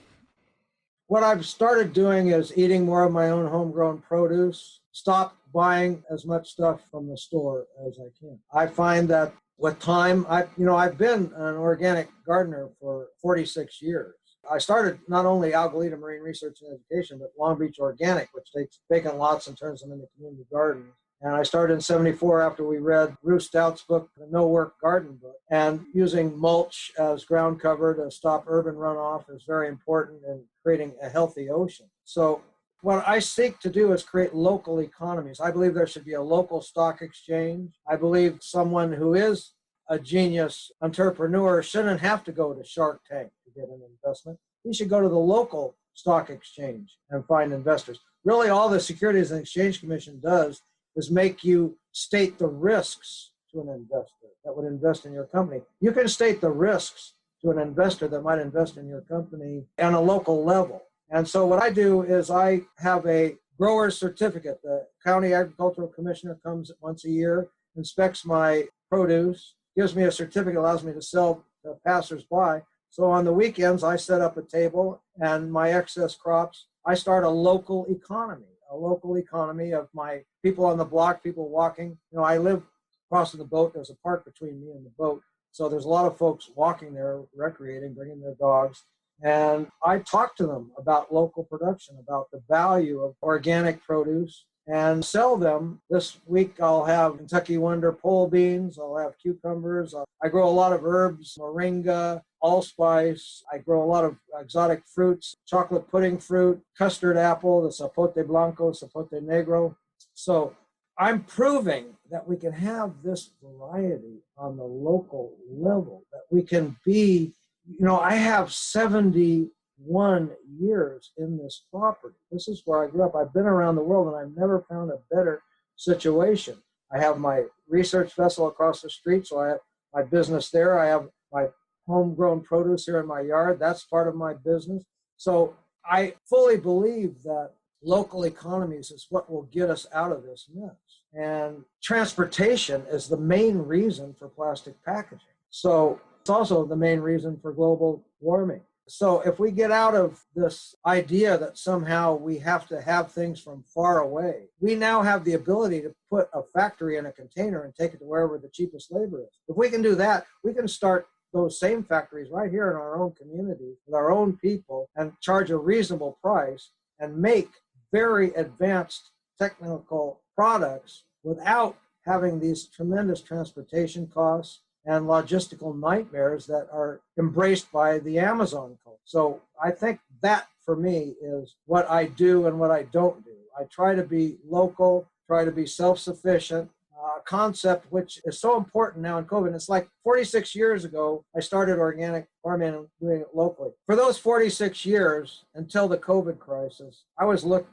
at as kind of a kook. But now everybody wants to do it. You've got the gangster gardener from Compton teaching on Good Morning America how to plant a garden on the East Coast to the announcer there, the weatherman. So I'm no longer, that's part of being ahead of the curve, is being an outcast until, first they laugh at you, then they scoff, and eventually, you become accepted as a luminary. So you won't be accepted as a luminary when you start out, my dear. I'm speaking out to your daughter. You will be laughed at and you will be pushed in another direction. But you will find that you will have ideas that will pan out, and go ahead. Allow yourself to be ridiculed. It doesn't bother me. So many people fear ridicule. But if you have an income to sustain you, you can sustain yourself through ridicule. Well said. Thank you. Question number 7. What's one thing you wish every American knew? I wish every American knew that plastics were not inert, that if it's on you, it's in you. These chemicals that are used to make the plastic are never 100% polymerized. There's always a residual monomer content in every plastic polymer, and those migrate from the polymer into the surrounding environment. So even if you have 100% pure polyethylene or polypropylene, there are going to be some ethylene atoms in there and some propylene atoms in there that are capable of migrating out of that material. And so all your exposures to plastic are exposures to chemicals that you don't want in your body. And that's what I call drawing back the plastic curtain of ignorance, letting people know that these things are bioactive and you need to be aware of them. And you need to begin eliminating them from your lifestyle. Yeah. That was one of the things, by the way, that was remarkable about your book, is learning that manufacturers aren't required to disclose what their products are made of, and that they're protected under trade secrets in many cases. And that goes for just about every chemical. And all we've been able to do in the state of California with the Department of Toxic Substance Control is try to get legislation that will allow us to get the manifest of what chemicals they're shipping in from out of state. We can't find out what companies are using that are manufactured within the state of California, but we can force the companies to tell us what chemicals they're shipping in from out of state. And so that's one of the tactics we're using to find out what's in these plastics, is finding what the companies ship in from out of state to add to their products. Yeah, that's amazing. Okay, question number 8. I understand you and Sam, your partner, have been together for about 4 decades, maybe a little more. Going on 5, yeah. So you'll be an authority on this next question. What's the most important or useful thing you've ever learned about making relationships work? Leave them alone. Don't bother them when they screw up, because they're going to screw up all the time as far as you're concerned. And you just got to clean up the mess they make if you don't like it. Don't force them to clean it up. Okay. I just did one this morning in the shower. So. She put a plant in the shower and bathed her fern in the shower, and it left all these leaves and all this dirt in the shower. And I was showering and shaving before the interview. And before I could do that, I had to clean up all this mess in the shower. But I'm not going to tell her about that. I'm not going to make a big deal about it. I just did it. Sign of wisdom, I think. Okay, question number 9. Aside from compound interest, what's the most important or useful thing you've ever learned about money? Or what's something you're always sure to do with it or you never do with it? I'm terrible with money, I can tell you that right now. I've lost much more than I've made. That's coming from a family in which there was some resources. So I was never super careful with it. But I have friends that are, and I don't eat out. I don't buy a new car. I don't buy new clothes. I shop thrift, or actually I don't even have to go to the thrift store anymore. I just go down the alley. People are throwing away. Clothes are throwaway items anymore. When people move, they don't take their clothes with them. They just leave them in the trash. In my personal life, I don't waste any money. But in terms of investing, I invest with my heart, not my head. So I invested in metabolics, which made marine degradable plastics. I lost my shirt. They went under. I invested in this company that was going to make the biodegradable clamshells for McDonald's. They went bankrupt. I lost my shirt there. So when you're a first adopter, I talked about the courage to be ridiculed, but with money, that doesn't work. When you get ridiculed with money, you lose your money. So I think what I've learned is, unfortunately, with money, that you need to be very careful with who you entrust your resources to. And I do that by investigating, say, for instance, my tax attorney is also a teacher of tax attorney law. So I like to work with people who also teach what they do, that aren't just out there to exploit, that are there to let other people know how the system works. As W.C. Fields said, there's a sucker born every minute, probably every second now. And those suckers are what's driving this throwaway economy. They're believing the advertising. And you've got to invest in such a way that the return on investment is not your only issue, but it's certainly got to be carefully considered when you do invest, so that you don't lose your shirt, as I'm very capable of doing. Okay, thank you for that. All right, and then the final question, this one's a gimme. This is, if people want to learn more from you or they want to connect with you, what would you have them do? Well, I answer emails, pretty much all of them. I mean, sometimes I get too many from people that haven't read my book with the questions that are answered in the book, and I'll just respond with, read the book. But people can email me. I have a website. People can go on the website and go in the info section there. People can look at the Moore Institute for Plastic Pollution Research. We've got this is something new, a QR code, I believe it is, that you can click on and donate. We would really appreciate it. We are spending way beyond our means. There again, there will be no return on investment with the Moore Institute. If you invest in us, the return will be societal. It won't be monetary. So we're going to need funding. We're going to need some major help.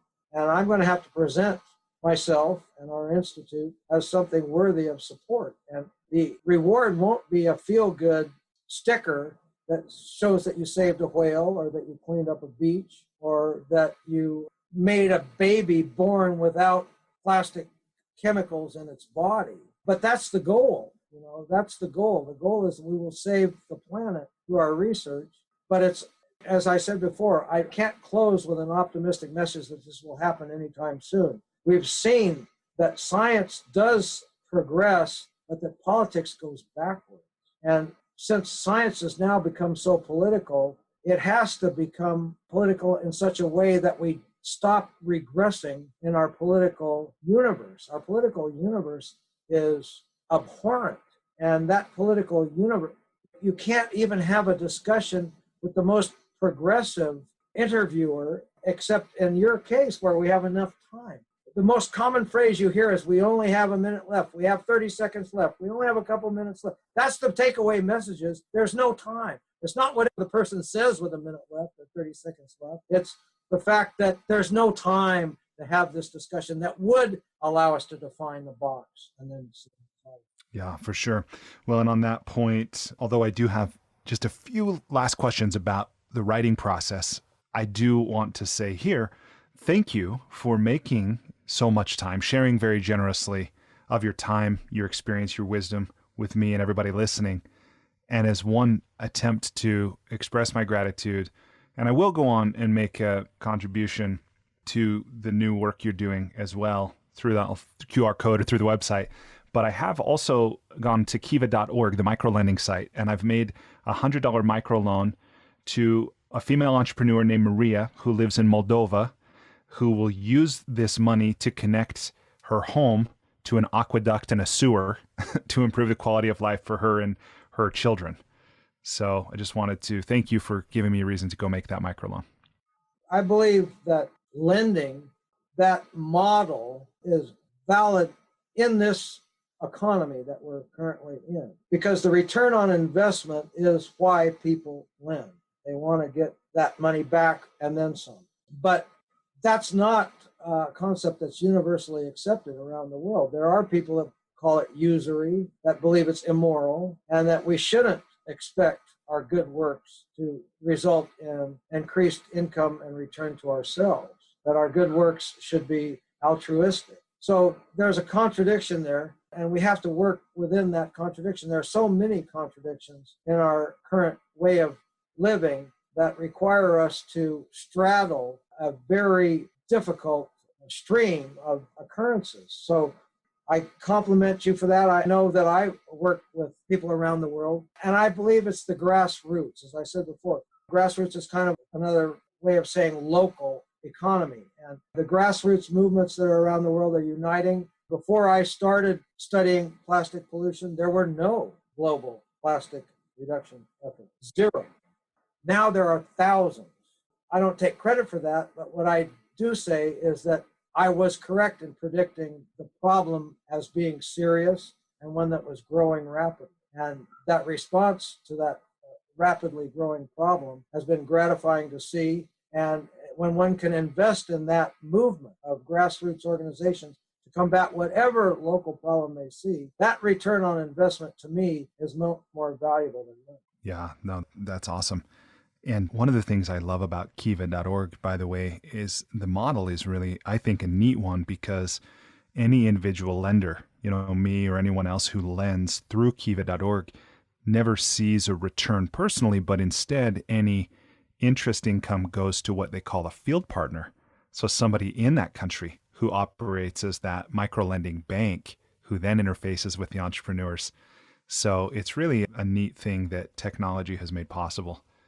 Okay, so final part of the interview here, just a few questions related to writing and the process of creating a book. I know there's a story behind every book. Everyone is as unique as the people who write it.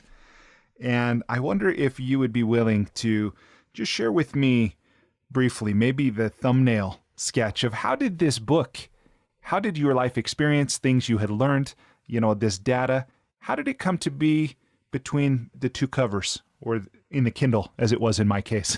Yeah. How did it become a reality? Well, I started by writing scientific papers.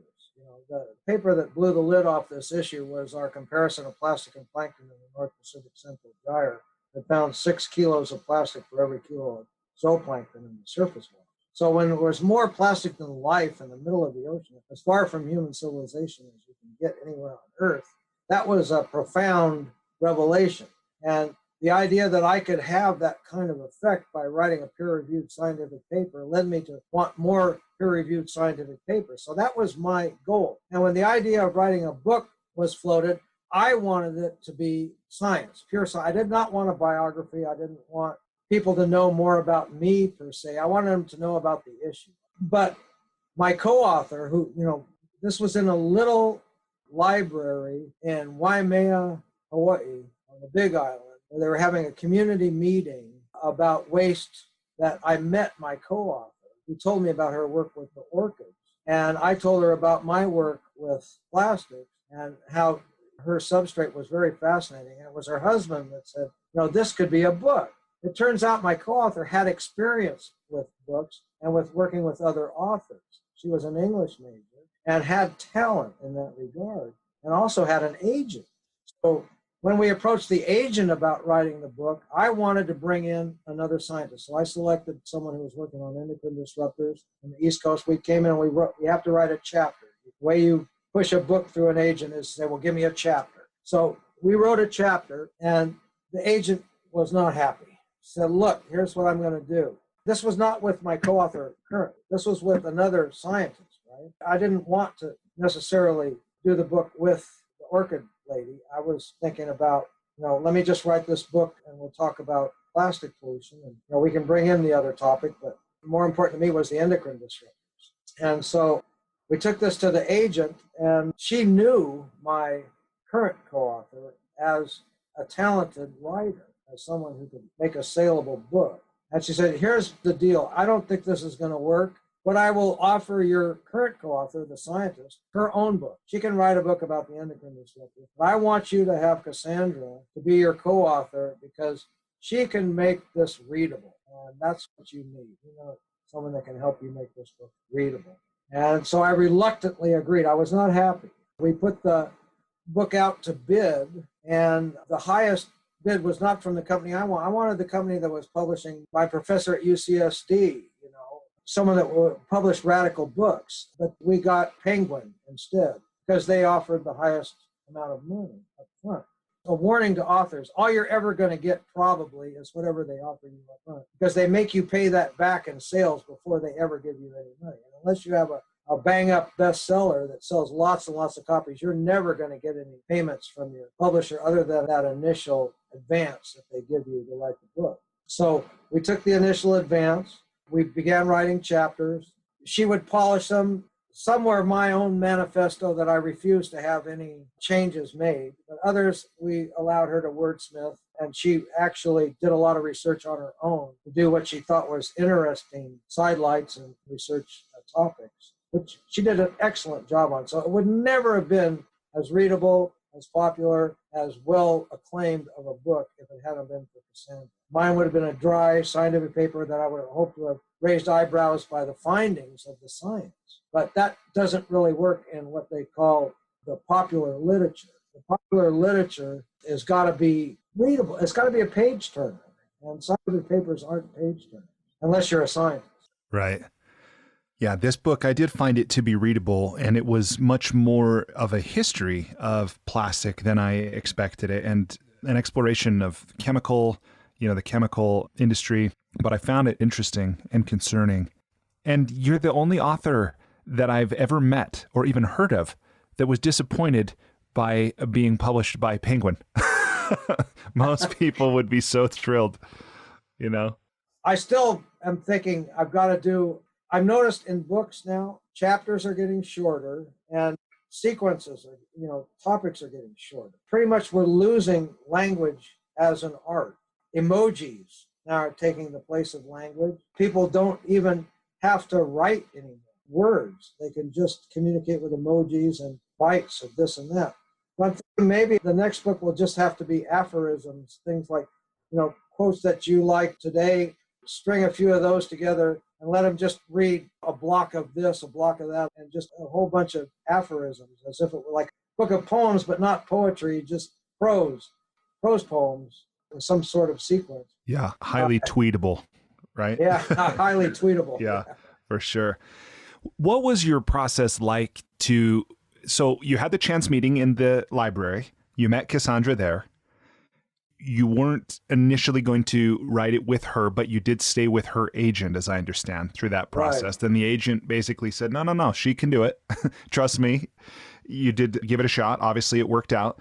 What was the process like of working together? I know it can be hard enough to write a book on our own, and I know that writing a book with someone else presents its own challenges, but how did the two of you coordinate? What was your working schedule like? What tools did you use? Anything like that would help the listener get a sense of how did the book become a reality? Well, we first outlined it and chapter titles. We fought a lot over chapter titles. I didn't like some of her titles, but she pretty much won that fight too, as far as the chapter titles go. On the topic of titles for a moment, what was the working title for the book? I always wanted Plastic Ocean. So it carried through from concept all the way to publishing. There may have been some other tentative titles, but I don't remember them now. Okay, so you outlined it, you gave each chapter a title. Then what happened? Then we began producing material. And I would produce material, she would produce material, we would cross-edit. So there wasn't really any assignment, as it were, although certain chapters she would have the lead and other chapters I would have the lead. So we would certainly edit each other's thoughts. Basically, we're both learning too, sharing what we've learned about this issue, because for her, it was more research that she had to do to get to where I was, because I was already immersed in it. When I started this inquiry, I was lucky to find one paper a year about plastic pollution. Now there's one every day, So I religiously kept track of literature on plastic at the outset, plastic pollution and ocean plastics, so that I'd have a bibliography to refer to. And she had to get up to speed with that bibliography and do her own research. So that's why you have some of the personalities of the chemists that did the first plastics, is because of her research. When you were writing the book, what was your writing routine like? Did you write every day? Did you write in the morning? Were you a night owl? Did you have a word count or a page count? Any other rituals or routines that you observed as you wrote? No, Okay. How about caffeine? How did that factor in? I don't drink coffee. I take a lot of nutrients, but I don't drink coffee. There was not a lot of pressure involved in this. It's something we wanted to do. We really enjoyed doing. And I don't recall any particular routine. Sometimes I'm good in the morning, sometimes I'm good late at night. I have a lot going on. I've got the research vessel, I'm voyaging, I'm constantly involved in repairs. My business before I got into being a ship's captain was furniture repair, restoration. And you really can't be a good small boat captain unless you're a repairman. Boats are what we call Fords, fix or repair daily. You're in a caustic environment when you're in the marine environment. It's like being in an acid bath, and you're constantly having things break, things go bad that don't do it on that scale on a terrestrial environment. So I'm busy all the time. I'm one of these guys that's constantly busy, taking care of business on my farm, with my organizations, with my vessel. Giving TED Talks, appearing on the Colbert Report. Doing a lot of it. I accepted every interview with the rationale that I needed to get. In fact, I actually allowed Vice TV, one of their first field trips was on my vessel. And I did it because I wanted to reach that demographic, and they were terrible crew because I have to have volunteer crew. I don't have enough room to have like a crew and some videographers. They have to be the crew. And they were awful. They didn't obey orders. They put me in danger when I had to climb up the mast. I said, I don't want you filming this. They wanted to film in case I fell off the mast. But I said, I need you to track the vessel directly downwind, directly with the swell, so that I'm not swinging back and forth while I'm working on the mast. And no, they went away from the wheel and started taking pictures of it. So I did it because I wanted to reach that demographic. I wanted to reach the people that watch a 12-part episode. In that time frame, it was a 12-part episode on internet, on Vice TV, Voyage to the Center of the Garbage or something like, or Voyage to Garbage Island. And it worked. I got a lot of kids that saw that and told me about it. And so I accepted all from the most scientific, Society of Environmental Toxicologists and Chemists to Vice TV. I've spanned that whole demographic. And that goes back to my childhood. I was in a car club and the physics team. I was an athlete and on the chemistry team. I just didn't want to miss anything. I still feel that. That's why I say life is a smorgasbord, because I've experienced that smorgasbord of life. And I don't see why anybody should be confined in this day and age. It really doesn't make any sense. Yeah, absolutely. Well, Captain Moore, if there was a final piece of advice or encouragement that you would give people listening specifically related to writing, what would you say? 90% perspiration, 10% inspiration. You've got to have the inspiration. I mean, that 10% may precede the 90%. You've got to be inspired to want to do it, but it is a chore. And believe me, I follow Emerson's advice. He wrote a letter to a friend and said, this letter would not be so long, but I ran out of time. Every time you go over it, you find a way to shorten it and make it more pithy and make it better. So don't be afraid to go over and over and over, make it resonate, because that won't be the first way it comes out. It won't come out as something that really resonates. It's going to come out as words on paper, and you're going to have to refine that a number of times to get it where you want it to go. And I don't say necessarily tear it up and throw it away and start over, but don't be afraid to radically revise things after you realize you're on a dead end. Yeah, no, that's great. Okay, and then the final question of the interview here is if there's a final piece of advice, encouragement, instruction, captain's orders, anything that people listening that you want them to know or do. Be independent. Don't follow the crowd. Realize that many of your thoughts have been programmed into you, that to free yourself, you need to shut off the TV, you need to turn off the phone, you need to get away from it all. That new fad that's sweeping the internet, everybody's doing it, it's called going outside. Go outside. I just don't want to be inside that much anymore. I really want to be outside. I really want to experience nature. Every screen now, when you turn on your computer, it's got a natural scene in it. When you go to buy a big screen TV, all those screens are either got sports on, which there's no sports now. So every screen's got a natural scene to make you want to buy that TV. And people are going to places on the planet because they've seen them on their screen on their TV. I want that view of that place that I saw on my screen on my TV. Folks, those views are in your neighborhood, they're in your backyard, they're nearby. If you can get away to a quiet place and just spend some time there and not have to be on your phone, not have to be having input, because see, you're an appendage of the machine. A human being today is not a human being.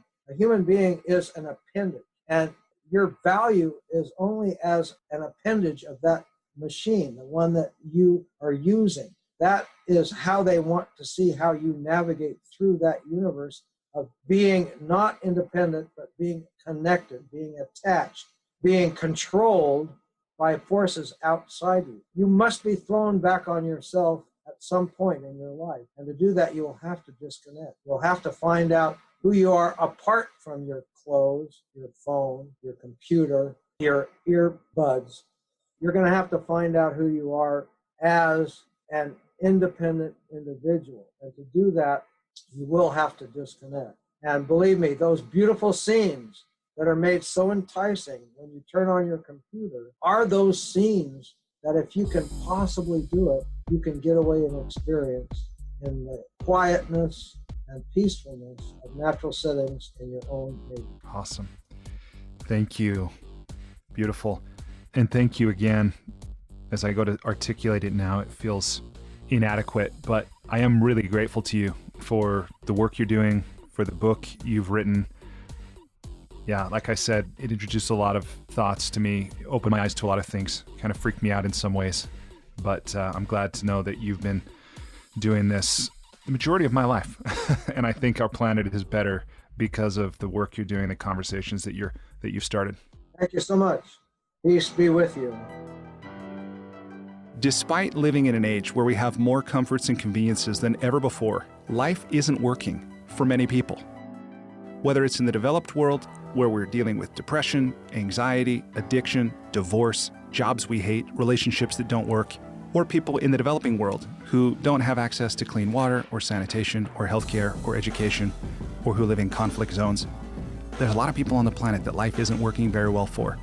If you're one of those people, I invite you to connect with me at goodliving.com. I've created Life's Best Practices Breakthrough Coaching to help you navigate the transitions that we all go through. Whether you've just graduated school, you're going through a divorce, you just got married, you're headed into retirement, you're starting a business, you just lost your job, whatever it is you're facing, I've developed a 36-week course that you go through with me and a community of achievers and seekers who are committed to improving their own lives and the lives of others. So through this online program, you will have the opportunity to go deep into every area of your life, explore life's big questions, create answers for yourself in community, get clarity and accountability. If that's something you're interested to learn about, I invite you to contact me directly at brian@brianmiller.com or by visiting goodliving.com.